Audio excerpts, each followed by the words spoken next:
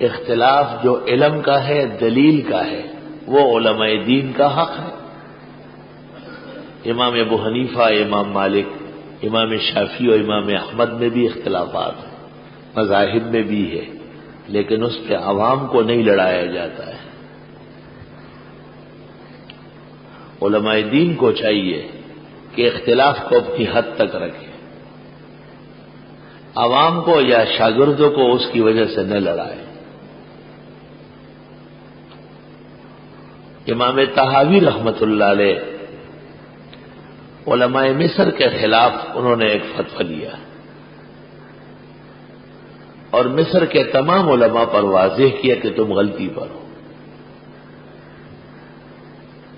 بادشاہ مصر بہت خوش ہوا اور امام طحاوی کا گرویدہ ہو گیا اور اس نے ایک محضر جمع کیا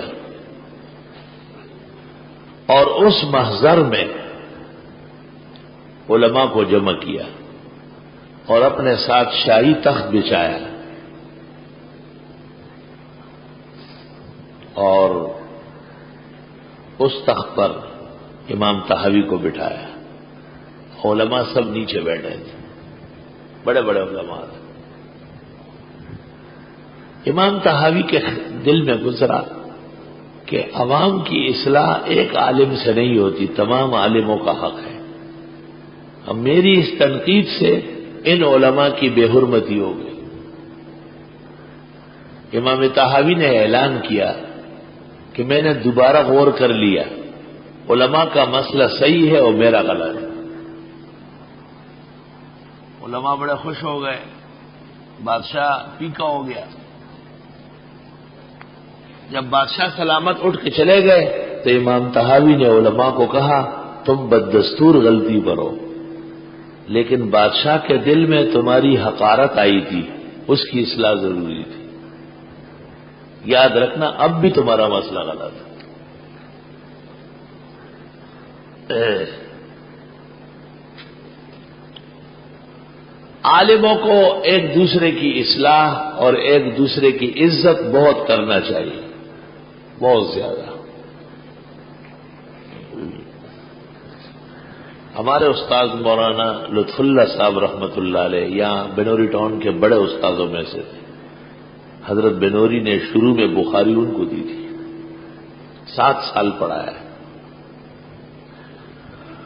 اس زمانے میں شیخ القرآن مولانا غلام اللہ خان آتے تھے اور شعبان میں کرایہ تقسیم کرتے تھے اور بنوری ٹاؤن کے طلباء راولپنڈی شیخ سے ترجمہ پڑھنے جاتے۔ استاد محترم مولانا لطف اللہ اس پہ ناراض ہو گئے اور وہ چلے گئے۔ شیخ القرآن مولانا غلام اللہ خان کو پتہ چلا اور یہ پتہ ان کو 10-12 سال بعد چلا۔ وہ جہانگیر آیا ہے، حضرت الشیخ استاد گرامی قدر مولانا لطف اللہ سے ملاقات کی اور ان کو یہ نہیں کہا کہ آپ بنوری ٹاؤن چھوڑ چکے ہیں، بلکہ ان کو کہا مجھے بعض بزرگوں سے پتہ چلا کہ میرے کچھ مسائل پر آپ ناراض ہیں اور آپ نے حضرت الاستاذ مولانا انور شاہ سے مجھ سے 5-6 سال پہلے دورہ پڑا ہے۔ لطف اللہ صاحب فاضل تھے 1927 کے، شیخ القرآن فاضل تھے 1933 کے یا تھوڑا سا 32 کے، 1933 یہی شاہ صاحب کی وفات کا سال ہے۔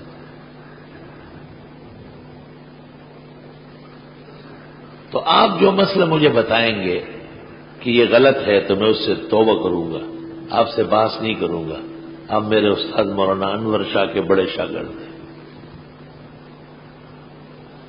حضرت نے فرمایا کہ مغرب کی نماز پڑھا لو، ان سے نماز پڑھائی، پھر مغرب سے عشاء تک بیان کروایا، رات کا کھانا کھلایا کہ کوئی اختلاف نہیں ہے، السلام علیکم، رہو تو سو جاؤ ورنہ جاؤ، ورنہ کہ میں جاتا ہوں۔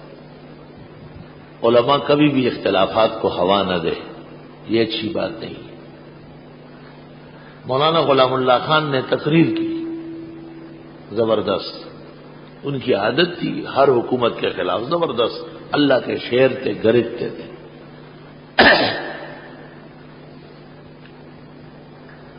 کوثر نیازی حکومت میں اثر رسوخ کر رکھتا تھا، وہ شیخ کا مخالف تھا، ایوب خان کا زمانہ تھا، شیخ گرفتار ہو گئے،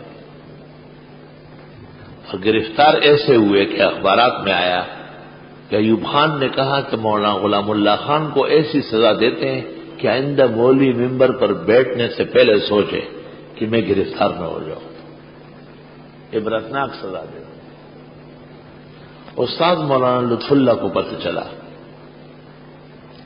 حضرت نے فرمایا مولوی غلام اللہ خان حق بیان کرتے ہیں، ان کو سزا نہیں ملنا چاہیے۔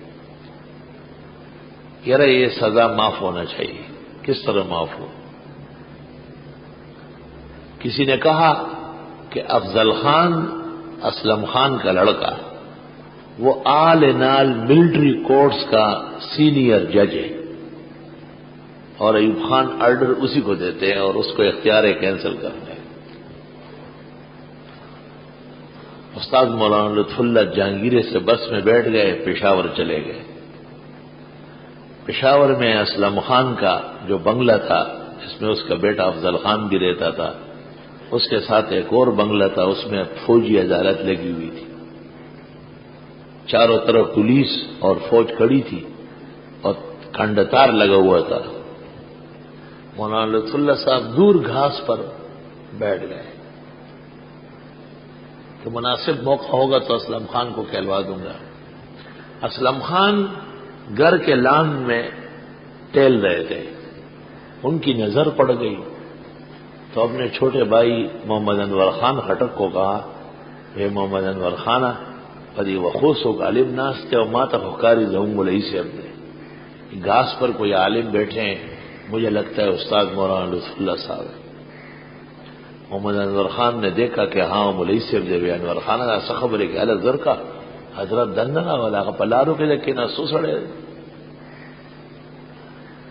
محمد انور خان باہر آیا اور حضرت الاستاد مولانا لطف اللہ صاحب سے کہا کہ بھائی جان اندر بلا رہا ہے۔ حضرت اندر تشریف لے گئے۔ اسلم خان لالا ورتوی مولوی صاحب څنګه راغلی؟ اول بستا خبرہ معلومہ کم بیا بنور کار کو۔ استاد مولانا لطف اللہ سے پوچھا کہ کیسے آئے؟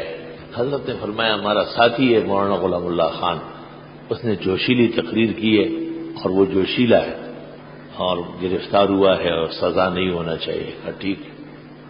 محمد انور خان اپنے بھائی کو کہا ویری سور بچیتا ہوا ہے ذر راشی ایسے نہ چاہیے مولا تنن سزا ہو گیا عدالت کے ناس جج ہو۔ انور خان آیا اور اس کو اشارہ کیا کہ آپ کا ابا بلا رہا ہے۔ وہ عدالت چھوڑ کر ہر طرف فوج کھڑی ہے، اندر گئے۔ استاد مولانا لطف اللہ کو اسلم خان نے کہا کہ آپ اپنا قصہ دوبارہ سنائیں۔ انہوں نے پورا قصہ سنایا تو افضل خان فوراً اٹھا، ہمیں ابھی بھی باپ نے اس کو کہا بات خبر ہو رہا زان پوئے کا آغا عالم با فوجی گاڑی کی کینے اور پروٹوکول سره به خپل مدرسې ته ورسه چا خپل دفتر ته ورسي بیا په د وارلس باندې مولانا صاحب سره خبرې کوي د تبال وای چې د کوم مهنت کولو هغه ته فائدہ ورسېده او کو نه رسېده چې مولوی صاحب مطمئن شي بیا به تاسو سره خبره کوو۔ ایسے ایسے لوگ بھی جنت کماتے ہیں۔ خدا کی قسم اسلم خان کی قبر سے جہانگیرے میں گزرتے ہوئے میں 2 منٹ رکتا ہوں اور فاتحہ پڑھتا ہوں کہ اس کے دل میں علماء کی بڑی عزت تھی، اور آج درس تفسیر میں یاد کر کے ان کی مغفرت کے لیے کافی ہے۔ اتنے لوگوں کی شہادت اللہ رد نہیں کرے۔ افضل خان گیا اور اس نے استاد مولانا لطف اللہ صاحب کے کہنے پر فوج کو آرڈر دے دیا کہ مولانا غلام اللہ خان سے مقدمے ہٹا دو اور ان کو فوجی گاڑی میں بٹھاؤ، راجہ بازار تعلیم القرآن پہنچاؤ۔ 4-6 گھنٹے لگے ہوں گے جو بھی لگنا تھا۔ وہ اپنی جگہ بیٹھ گئے، پھر وارلس ملایا گیا، استاد مولانا لطف اللہ صاحب کو دیا گیا۔ شیخ القرآن نے حضرت صاحب کا شکریہ ادا کیا اور حضرت نے اسلم خان کا شکریہ ادا کیا۔ استاد نے اجازت مانگی تو اسلم خان نے کہا بولے اسے ستاکار ہوش ہو اس ومن کار بکے روڑائی بما صرف رہے نن بٹول رستے رہے سار بدے عمدہ افضل خان سور بچے دے بتا بوسی فوجی گاڑی کی وجہ کلی طرح سے حضرت پر تو تھا بس زبردست گرمی تیار اور بڑھئی خرم اور بس کی وزم ماں بنور نہ کھڑے بس دھماکارو. جب استاد مولانا لطف اللہ رخصت ہو گئے تو اسلم خان نے اپنے بھائی انور خٹک کو کہا کہ محمد انور خانہ کہ تو سر کا پھرے کا نا خدا عالمان و قدر بگورے مکمل کے دیکھے بکمے نہ کہ تم خود جس طرح بھی خراب ہو مگر عالم لوگوں کا احترام ہمارے اوپر فرض ہے وہ ہمیشہ ہم کریں. اونچے گھرانوں کی اونچی باتیں ہوتی کلام الملوک ملوک الکلام.